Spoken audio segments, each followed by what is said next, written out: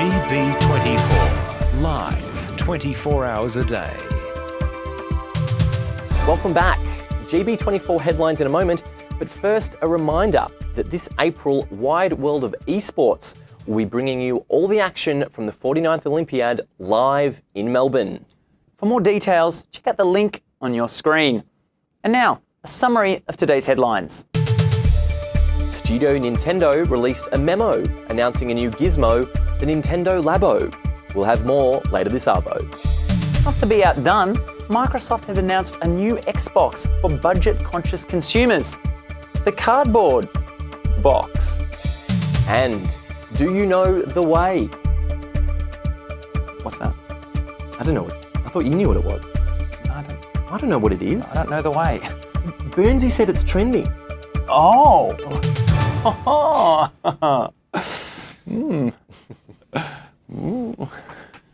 Because that's what you. It's a good one. For more on this developing story, we cross to our man on the ground in Uganda. So, Nintendo Labo. Mate, you know the little video thing? Yes. Watch that. What is this? I have no idea how this works. I think it's pretty clear what they're trying to do. What? Explain it to me then. Well, is there microchips involved? No. Is it magnets? No. Is it magic? No, to me, it's just like building like cardboard housing for the Joy-Cons, and then they're using the Joy-Cons to do things. Just cardboard housing. Just knock up a bit of cardboard housing. Well, a man is playing a piano, yes, and it he just is. comes onto the screen. Yes. Tell me how that works. So there's the screen, right? Yeah. And there's an IR blaster in the Joy-Con. So the Joy-Con goes into the back, and that shoots its IR out. Yeah. When you press the key, it drops down. It gets in view of the IR blaster, and then it's got reflective stuff on it that reflects it back, so it knows what key's been hit. That's how it knows what key it's done. And then I think you can change it to change the key or whatever it's in. So they're finally using the IR blaster. Yes. Good. Yes. Good. No, because that's what I found exciting about this is it's... The IR blaster. Yeah, my favourite It's part got of an it. IR blaster? Where? How many? I could just change TV, don't bother that. What I liked is that it's I don't actually know what an IR blaster is. What is it like? Infrared, It's infrared. infrared, Okay. yeah. Oh, IR, infrared. Yeah. Yeah, good. Where they're actually utilising all the capabilities of the Joy-Con.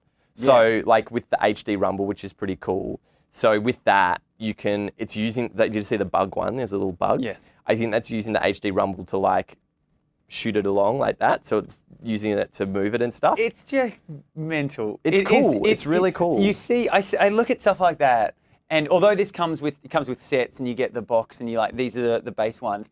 I see people, whether they can hack it themselves or just make up their own. There's going to be massive amounts of people that just somehow figure out crazy things to do with this technology. Well, that's what I don't understand fully what the actual software is. So I'm imagining it'll be like in the realm of, Lego Technic or something like that. Like that's what it feels. It feels like Lego on crack. Yeah, that's what it feels electronic like. Legos. Yeah, that's exactly what it feels like. And then I imagine there's going to be like some programming elements to it and stuff like that. So I reckon you can. I'll be interested to see sort of what features of the Joy-Cons you have access to. Because if it's like fully open and it's like. I think they could probably do it, of like use the IR blasters to do this and use the HD rumble for this and programmers this for that. get involved and actually start doing stuff. Because what I think, and it's sort of come around more when you think back to old Nintendo stuff. You've got Mario Paint.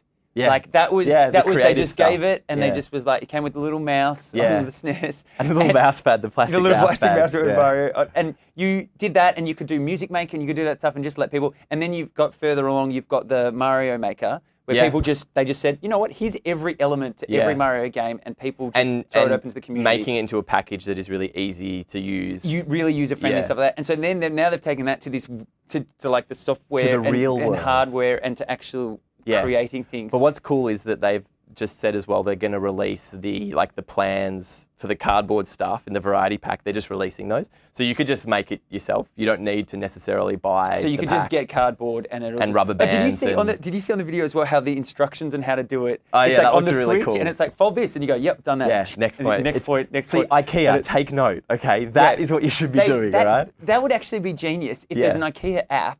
And it has all the items on it, and you just click on it. That's actually a really good idea. That's a really good idea. For IKEA. if you're building IKEA furniture, instead of having like the guide on there going, I don't know what to do. We can't. Monetize that. Can we no, it's out now. We'll make it with Nintendo Labo. Trademark. Yeah.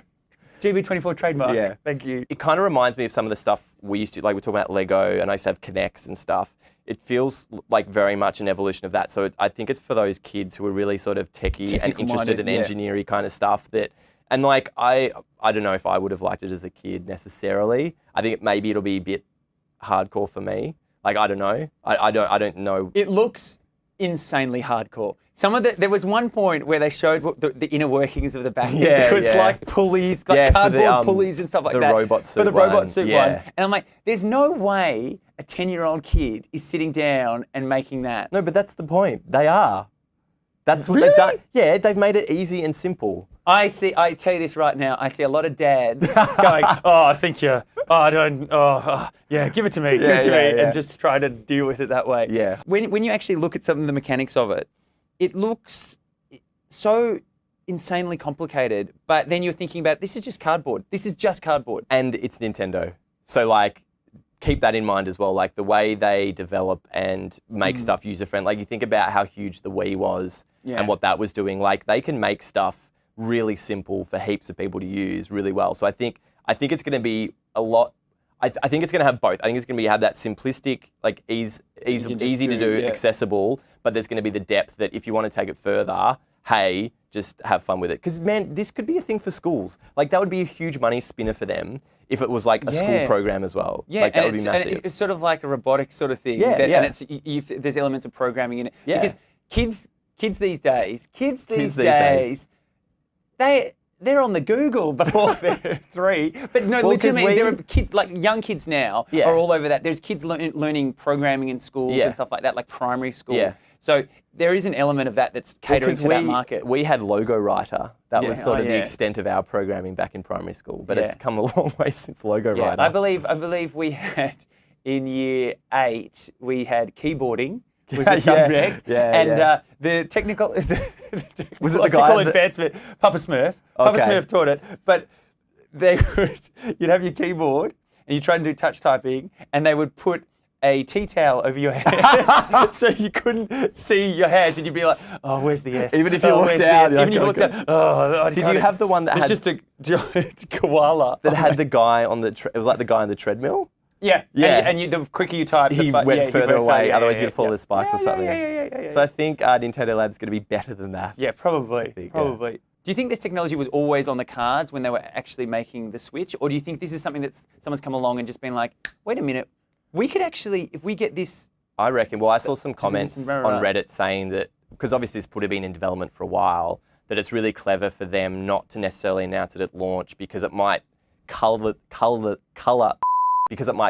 device in a way that's like, it's a kid's thing used for building stuff with kids. Yeah. Whereas if you did a normal release, you've got Zelda, you've got Mario, you've got these huge Splatoon 2, you've got these big titles. So it's like, oh no, adults get it, it's great, it's fun for everyone. And then you go, hey, there's this cool element to it that's all, about teaching kids stuff as well. So to delay that till now, I think is really cool. And it's definitely something that they would have had on the cards. And the idea that this thing has been so modular, they've added this another element. Like, you've got the portable and then the docked. You've got the 2 Joy-Cons, the amount of stuff they've been able to do with that. And now you've got a robot. Yeah, now you've got a life-size robot. That you can go around and control. So, and I'm imagining already Robot Wars style stuff with these. So you've got kitchen knives and stuff on them. Yeah, definitely. Just crawling around. Could you actually create some sort of Splatoon real thing that actually paintball, like a real life? Yeah. Like it's art imitating life, Someone will imitating art. do that. Yeah, that would be insane. And it'll mimic your controls or something. I think, give it like 6 months, 10 months or whatever. If they open the doors to people being able to create their own program and stuff like that, I imagine the internet just filled with videos of people making these giant, huge cardboard creations. Yeah, it'll be cool. That's my biggest question though about the software, what that actually involves and what is that and how much control it gives you. Because I actually don't know. Well, I'm sure there's some details out now, but... Because there looked like there was a fishing one, there's a robot, there's a motorbike. One. Yeah. So there's a few different things, but it seems silly if it's like, and here's some peripherals. It's like the Wii Sports peripherals. Like the plastic sets of pop your Wii remote in this tennis racket and your golf club. It's like, Yeah, no one bought that because they're not buying a little peripheral. But like, if you just, it's cardboard and it's cool, interesting stuff. Like, yeah, cool, I might do that. But I wonder who's mainly going to buy it, because I'm imagining it like it's people our age and a bit older who grew up playing games who now have kids.